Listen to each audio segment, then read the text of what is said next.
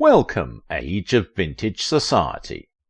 Liberace was a contradiction. He had a flashy public persona and wasn't aloof from his fans. His fans felt he let them in, and that they knew everything about him. But they were wrong. Away from the dazzling stage lights, Liberace was a private person and was haunted by the ghosts of his decisions, the guilt from his sexual preferences, numerous lawsuits, and his close encounter with death. Why Liberace had to sue to hide his homosexuality.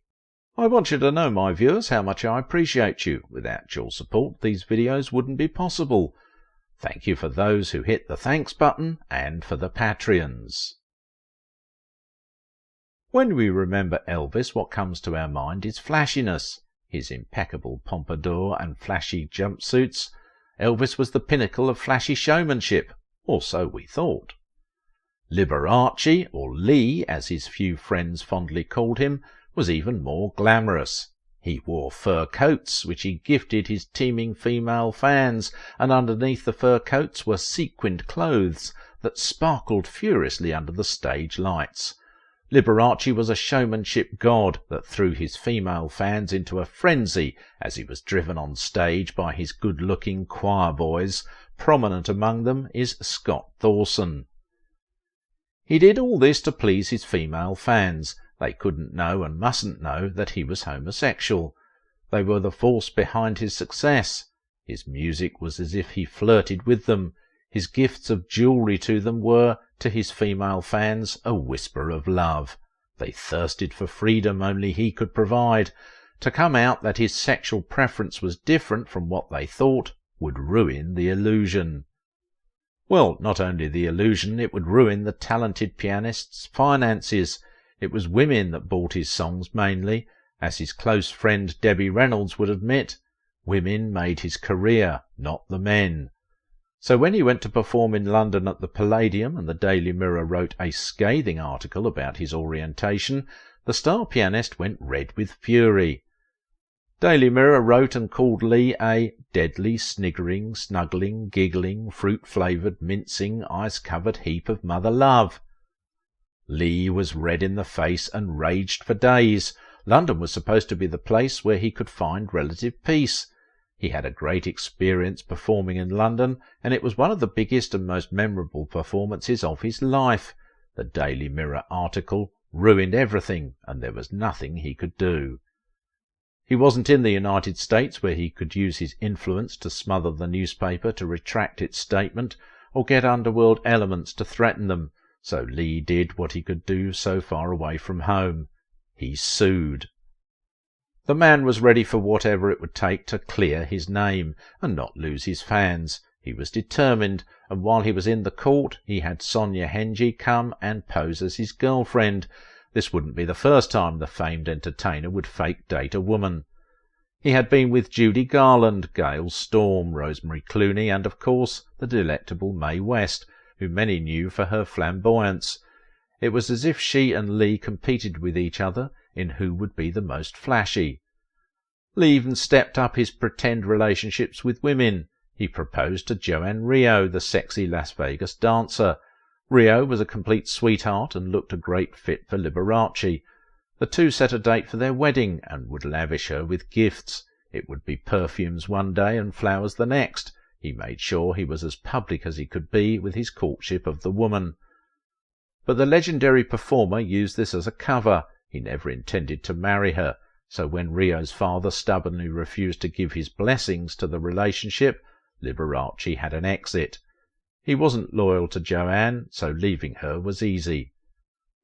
As you can see before Sonia, Liberace had used many women as cover, but as Scott Thorson would claim, Liberace truly liked Sonia. Scott claimed the star usually was not appealed by women's bodies. Allegedly women had a funny smell he didn't like. He had tried relationships with women, and it was all the same, except with Sonia, who he may have slept with. Sonia was older than Liberace and an accomplished figure skater with 3 Olympic gold medals. The lady had performed in world championships too. She was the perfect cover, as she was a top-level celebrity with great good press, but dwindling media attention. It was a perfect union. The woman needed media attention and Liberace needed media protection. They were two peas in a pod. Liberace's trick worked. He had successfully reassured people he wasn't homosexual. It helped that he came out victorious against Daily Mirror after a 3-week trial. He got a $22,500 settlement which he donated to charity. Liberace was a generous person. It was a trait he picked up when he almost died from trying to wash his clothes with bleach. The fumes from the bleach shut down his kidneys, but he made a miraculous recovery. He had won in a resounding victory and he was fully covered. But as he would come to find out, it was just the beginning. The star formed a relationship with the courts to maintain his illusion of being a homosexual. Nothing could make him admit it. As his battle with the Daily Mirror ended, another one with Hollywood Confidential began. The stakes were higher this time, as the talented musician didn't just want a victory, he wanted to bury the media outfit. The Daily Mirror had been stylish in how they described the famous pianist's sexuality, but Hollywood Confidential was bold, and this angered Liberace. He saw everything he worked to build tumble before his eyes. Allegedly, Hollywood Confidential didn't play by the book, and the star's mother suffered for it. Frances, Lee's mum, was attacked right in the star's home. 2 men snuck up on Frances as she disposed of the trash. The older woman was unaware that some men were watching her. As she was disposing of the trash, they launched a series of attacks against her. She ran into the kitchen, and they ran after her. They didn't stop until the poor woman fainted. The last thing she heard before fainting was, "This will give him something to laugh about." Liberace did laugh. He laughed to the bank as he got a $40,000 settlement, which he gave out to charity. He didn't need their money, just their silence. The man didn't want to admit to the world his preference and struggled to hide them against all odds. The reason for this could be traced to his childhood, where he felt guilt and thought he was insane because of how he felt. He battled against himself, and the price of his victory was crushing loneliness. It didn't help that Debbie Reynolds was always on the road. Perhaps if she had been more around, things could have been different. Maybe Lee wouldn't have found himself in the Scott Thorson situation. Loneliness is something we've all faced at some point in our lives, and as we have all experienced, it can be crushing. It was loneliness that led Liberace to Scott Thorson. For someone who looked so open to the world, Liberace was more closed off than ever. He did not let people in because he didn't want to be judged. The star was already doing that to himself. However, there were some people that he did let into his life. One of them was Debbie Reynolds.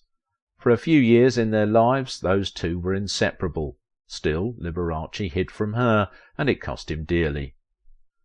Liberace and Debbie became friends through Seymour Heller, their manager. The two hit it off quite nicely, and with Debbie's reputation as the woman who helped protect homosexual male stars, Liberace felt safe. Debbie and Liberace were Las Vegas performers and performed at venues opposite each other. When Debbie was done with her show, she would visit him. She knew all about his choir boys. At least she thought she did. She met Scott Thorson, a man she confessed she didn't like very much. Liberace met Scott in 1977, and the two bonded over Liberace's love for his dogs. Scott had worked as a former veterinarian assistant, and he used his experience to help treat Liberace's dog. This meant a lot to Lee, whose loneliness had almost consumed him. The star pianist, who was usually guarded, had a soft spot for Scott and revealed his crushing loneliness to the lad. He employed Scott, and the lad became Liberace's lover, assistant, and stage. Despite their closeness, there were some things Lee hid from her. Reynolds didn't poke around in his private life. They had discussions about other performers and made fun of them, but they didn't reach the level of discussing what happened in the bedroom. Debbie couldn't even if she wanted to. The woman had a reputation for being unexciting when it came to sex.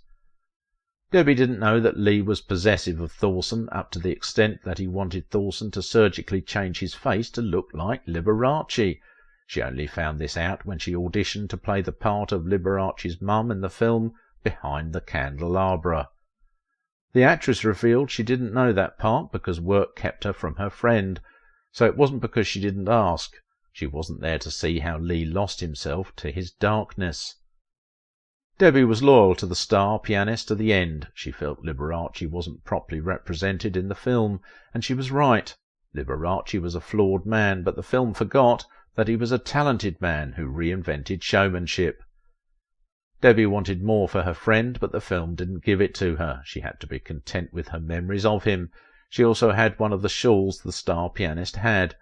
One can only imagine how hurt Debbie was when she found out her friend had died. Responsibilities stole her from him.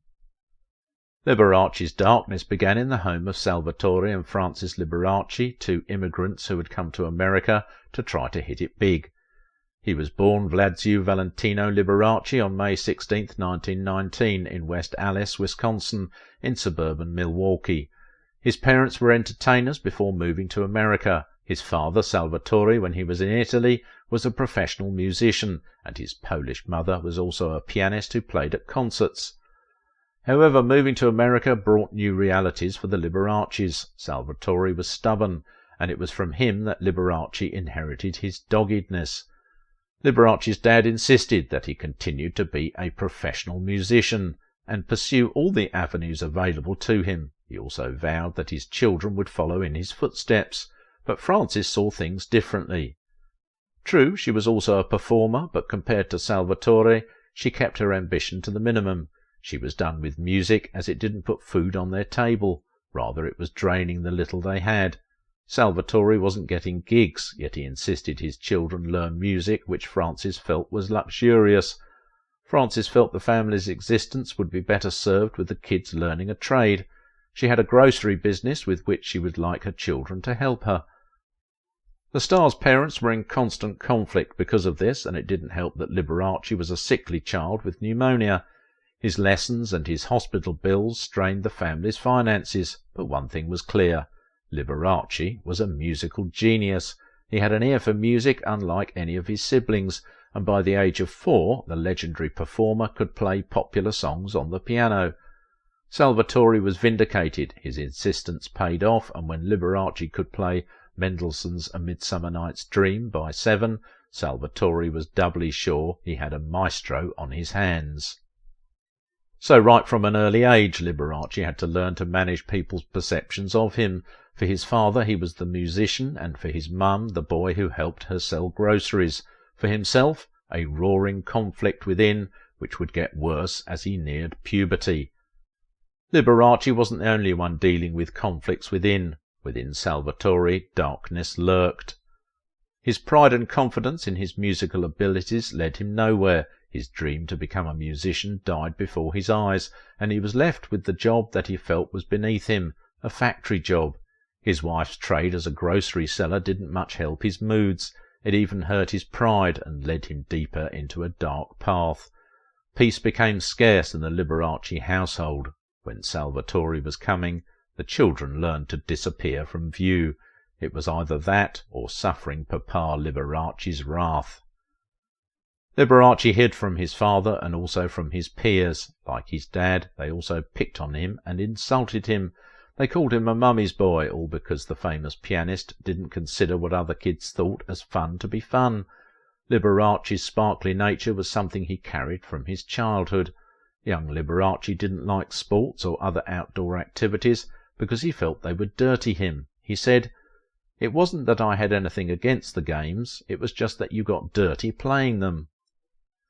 The legendary pianist instead sewed and cooked, which didn't much help his reputation as a child, but the cooking would help deepen his friendship with Debbie Reynolds in the future. She liked to eat but couldn't cook, and Liberace, phew, he was phenomenal and could whip up some of the best meals ever. His joy from cooking, sewing, and being a skilled pianist couldn't save him from doubting his sanity. When other boys pursued women, Liberace had an interest in men, and it made him scared. But he was a child, and he had no way of dealing with these feelings, so he buried everything and faced his music. He already could execute Bach, Beethoven, Liszt, and Mozart skillfully, like Ignacy Paderewski, the master pianist. Liberace had become proficient at classical sounds, but for the sake of acceptance he deviated, mixing classical sounds with current pop tunes. He honed his skill as he entered numerous competitions, and his peers, once his biggest bullies, had come to love him. He went to their birthday shows to perform, and his fame grew, so schools called him to play during their dances. Soon he began to play in nightclubs, which was lucrative, but he did it secretly. His musical purist dad didn't want his son to blend classic and pop tunes. He wanted to be a classical pianist. So when he found out his son had been taking nightclub gigs, he was disappointed. He only relented because his son was bringing in the big bucks, but their relationship was strained. Liberace continued on this path, and he became a hit musician with so much turmoil within. When he was older, he pursued his sexuality, but he still didn't have peace. He tried to play the public the same way he played his parents, but it tore at him. He yearned for a freedom he never had, nor would he get. When other stars came out of the closet, Liberace couldn't. After multiple lawsuits trying to change the narrative about his orientation, he couldn't just come out to admit he was homosexual. He didn't want to be branded a liar, so he lied to himself. Having a death scare wouldn't change his opinion of things. He was determined to take this secret to the grave, and when he eventually got AIDS, he did. His stubbornness struck again when he got sick. He denied he was sick and still performed. He could trick everybody but not his body. Eventually he gave out and died, and you know the sad part. Apart from Debbie and Robert Goulet, people didn't attend his funeral. Not letting a lot of people in meant not many people truly knew him enough to feel obligated to say their goodbyes to him. Liberace had to sacrifice everything to hide his secret, his affairs with men. Did Richard Pryor have a love affair with Marlon Brando? Watch this video.